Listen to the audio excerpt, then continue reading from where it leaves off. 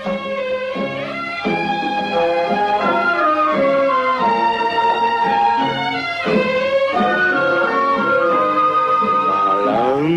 bulan di pagar bintang makin indah jika dipandang, bagai gadis beri senyuman pada bujang ini. Assalamualaikum warahmatullahi taala wabarakatuh. Saya Arah Mabizi bin Alhan selaku moderator untuk program ini.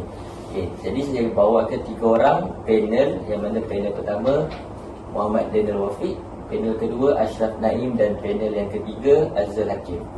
Jadi kami akan mengupaskan sedikit sebanyak tentang buku Kisah Hidup Seniman Agung P. Ramlee yang mana ianya ditulis oleh sastrawan negara Abdullah Hussain.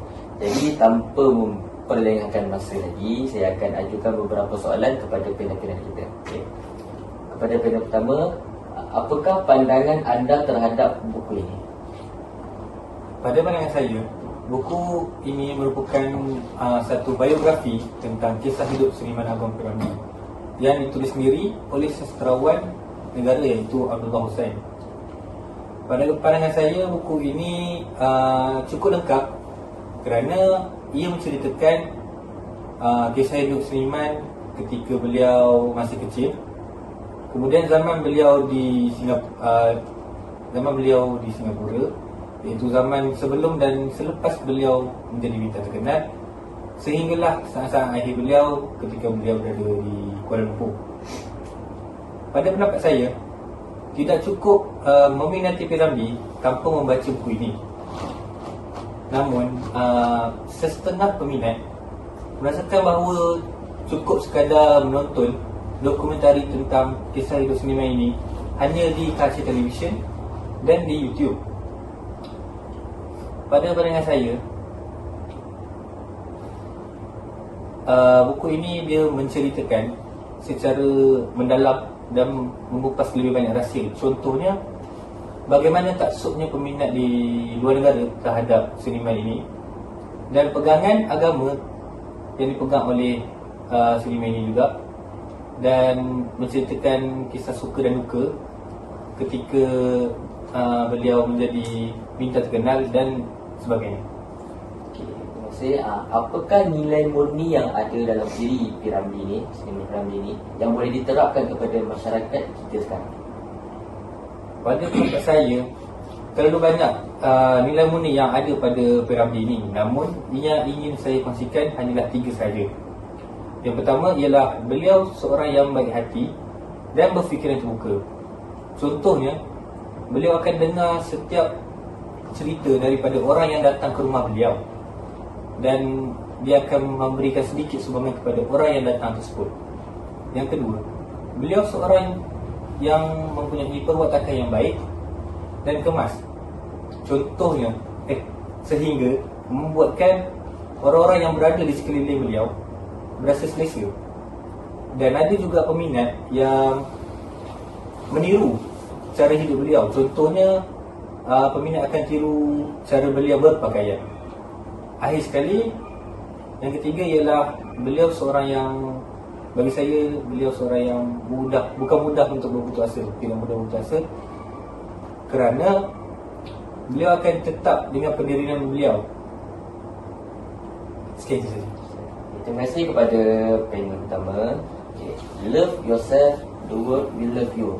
Ini adalah satu ungkapan yang sering digunakan oleh P. Ramlee kepada peminat-peminatnya.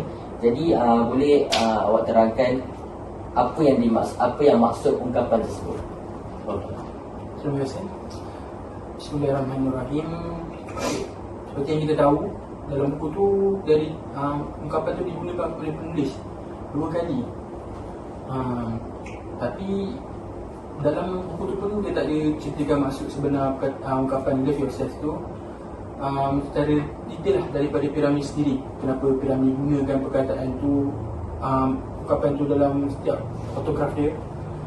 Tapi kita boleh tengok daripada cara P. Ramlee berdasarkan cerita daripada buku ni. P. Ramlee ni dia seorang yang terlalu self-centered. Self-centered ni bermaksud mementingkan diri. sifat mementingkan diri Piramli inilah yang membuatkan dia ni berjaya sampai kita kenal dia sekarang. Bagi saya, kalau kata Piramli ni tak mementingkan diri, tentu dia akan mengikut Soekardi ni pulang ke Pulau Pinang waktu dia di Singapura. Padahal waktu tu pun kita tahu yang karier dia baru nak bermula. Dia baru kiranya dia datang ke Singapura sebagai pemula. Okey, mengenai dengan perkataan love yourself, mungkin Piramli nak sampaikan untuk menyayangi diri kita sendiri. Tapi dalam buku tu Piramli mengatakan untuk kita ni jadi diri kita sendiri. Jadi diri kita sendiri maksudnya kita tak menghirau orang lain, kita tak berpura-pura atau kita tak nak bermuka-muka. Kita tahu pun yang Piramli ni seorang yang dia ni tak suka berpura-pura, dia ni tak bermanis mulut, dia tak bermuka lah dengan orang, dia tetap dengan diri dia sendiri. Okay, berkemungkinan yang Piramli ni nak sampaikan kepada peminat-peminat dia ni yang kita ni kena jadi diri sendiri, kita sendiri, sayang diri kita sendiri. Dan bila kita sayang, kita boleh berjaya. Dan bila kita berjaya, the world will love you. Maksudnya seluruh orang sekeliling kita ni akan lebih menyayangi dan menghormati kita. Terima kasih. Okey, saya ada mengambil satu petikan dalam bab 4. Ada seorang ternama ini mengatakan kejayaan seseorang itu bukan mudah untuk kita sembunyikan kerana ianya sebuah satu kelebihan yang tidak boleh disembunyikan, disembunyikan di sebalik tabir atau di dalam kereta yang tutup rapat. Jadi apa yang anda boleh terangkan secara terperinci petikan tersebut? Okey, terima kasih. Bismillahirrahmanirrahim. Pada pendapat saya, petikan tersebut ungkapan daripada seorang yang ternama tu, tapi yang kita tak tahulah nama dia. Berkemungkinan yang dia tu nak ceritakan tentang bakat, apa yang dikatakan kebolehannya. Okay, kita tahu yang bakat ni merupakan satu bawaan ataupun kelebihan yang kita ni memang dah ada daripada kita ni lahir kan. Bakat orang ni pun setiap orang ni lain-lain. Seperti bagi contoh, orang yang dilahirkan berbakat dengan orang yang dilahirkan tak berbakat. Tapi dia meminati satu bidang yang sama. Kalau kata serasa anda lah kan, siapa yang lagi akan berjaya lah dalam bidang tersebut? Tentu orang yang lagi berbakat kan. Okey, kita bagi contoh, kalau kita tengok Piramli ni dia ni orang yang berbakat. Memang daripada kecil dia dah meminati muzik, dan orang-orang sekeliling dia pun tahu akan bakat dia tu. Orang sedar bakat dia, waktu ada orang yang support dia, sampaikan. Tapi dia pun memiliki tekad yang kuat. Kiranya dia berusaha untuk mencapai, dan dia yakin dengan bakat yang dia ada tu, dia boleh pergi lagi jauh kan. Kalau bakat ni pula yang dimaksudkan dengan kebolehan yang tersembunyi di dalam apa tadi? Di dalam diri dan untuk dalam sebalik tabir ataupun kita tutup rapat kan. Kita boleh cakap yang kat situ yang bakat ni dia walaupun kita pendam macam mana pun, tapi orang tak akan nampak bakat tu. Kalau kita sembunyikan, orang akan perasan dan orang tahu kita ni berbakat. Dan kalau selagi mana bakat tu digunakan dalam saluran yang betul, tambah dengan sedikit usaha, tekad, InsyaAllah kita boleh berjaya dengan bakat tu. Kita boleh pergi berjaya, kita boleh pergi lagi jauh. Okay, semoga itu menjawab pertanyaan saudara. Terima kasih. Terima kasih kepada panel yang kedua. Seterusnya panel yang ketiga. Soalan saya akan juga kepada panel yang ketiga. Sejauh mana anda fahami tentang kehidupan seniman Alvin Piramli ini di dalam novel ini? Baik, soalan yang menarik itu sejauh mana saya memahami kehidupan seniman Alvin Piramli dalam buku ini. Saya melihat kehidupan Piramli ini sejak daripada kecil beliau sangat dia begitu obses dengan bidang muzik. Sejak daripada kecil kita melihat beliau bergiat aktif dengan, kalau di Pulau Pinang ada, kalau pada bulan Safar ada persembahan Boria, dan beliau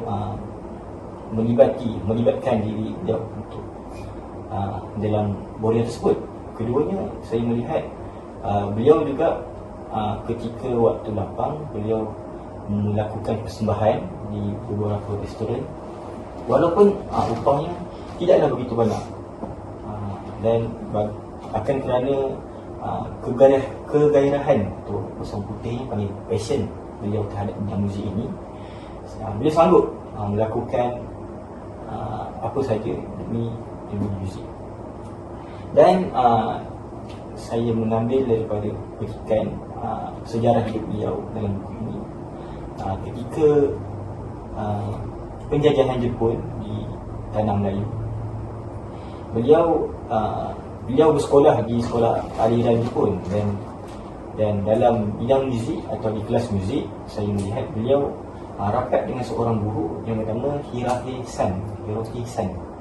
Dan dengan guru beliau inilah beliau mempelajari bidang muzik secara lebih terperinci, antaranya bukan sekadar nyanyian, tetapi dalam penggunaan biola, piano dan ukulele. Dan kehidupan beliau ini sangatlah kalau dalam buku ini memanglah sangat panjang, sangat terperinci, tapi saya melihat beliau menggunakan kehidupan beliau ini dan diadaptasi kepada lakonan atau bidang muzik dalam karya muzik beliau, seperti mana beliau memendam keperasaan terhadap seorang wanita. Dalam wanita itu dalam buku ini bersiri seperti wanita Persis Arab. Dan di dalam sebuah filem beliau, filem yang dilakoni oleh beliau, iaitu filem Ibu, beliau telah menyanyikan sebuah lagu yang bertajuk Hamidah, dan ramai yang menganggap bahawa Hamidah itu adalah lagu Hamidah itu adalah bersandarkan kepada wanita yang beliau memendam keperasaan itu. Itu saja. Itu soalan. Terima kasih. Okey, seterusnya soalan terakhir yang saya akan ajukan kepada panel yang ketiga. Pada pendapat anda, adakah terdapat kekurangan atau penambahbaikan dalam buku ini? Baik, kekurangan dan penambahbaikan, saya melihat bahawa buku ini ia lebih menceritakan kehidupan peribadi beliau, dan saya masih tidak mendapat secara jelas bagaimana filem-filem yang beliau lakoni dan beliau mengarah. Dan saya melihat filem-filem yang beliau lakukan, filem-filem yang diarahkan dan dilakoni oleh beliau, terdapat beberapa kritikan yang sangat mendalam, bukan sahaja ketika era beliau menjadi seorang pelakon dan pengarah, akan tetapi benda ini berkait sehingga sekarang. Seperti contoh, saya melihat filem Pendekar Bujang Lapuk, dan dalam filem Pendekar Bujang Lapuk ini terdapat kritikan mengenai kronisme dan pedotisme.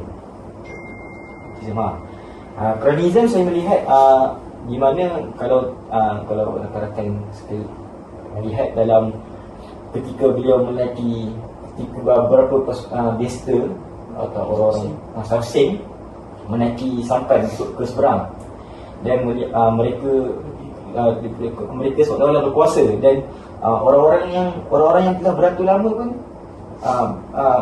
Samsung ini memotong. Dan saya melihat benda ini adalah satu kritikan yang sangat-sangat mendalam lah. Dan kritikan ini bukan sahaja dalam filem ini, akan tetapi sehingga sekarang kita melihat bukan kita melihat skop Samsung, akan tetapi kita melihat skop sekarang seperti orang yang besar, mereka mempunyai kuasa yang lebih, dan kuasa-kuasa yang melebihi ini ini telah menindas rakyat yang telah melakukan rakyat lah secara umumnya. Baik, itu saja. Saya sekiranya apa yang saya faham kiranya dalam novel ni dia punya kekurangan dia ialah dia tak menceritakan apa secara detail tentang dia punya dia punya dunia filman. dia punya dunia perfilman dia kan, dia punya filem dia kan banyak benda yang mesej-mesej yang dia sampaikan. Okay. Itu saya faham lah. Okay. Terima kasih kepada panel-panel kita. Setakat itu saja. So kesimpulan dia di sini kita nampak seorang seniman P.Ramlee ni mempunyai banyak nilai-nilai murni yang boleh kita masyarakat sekarang ni boleh ikut ataupun boleh terapkan dalam kehidupan orang lah. Jadi itu saja. Sekian. Assalamualaikum warahmatullahi wabarakatuh. Malam bulan di pagar bintang makin indah jika dipandang. Bagai gadis beri senyuman pada bujang idaman. Belai kasih ingin dimanja dengan tumbuhan mesra. Untuk pelipur lara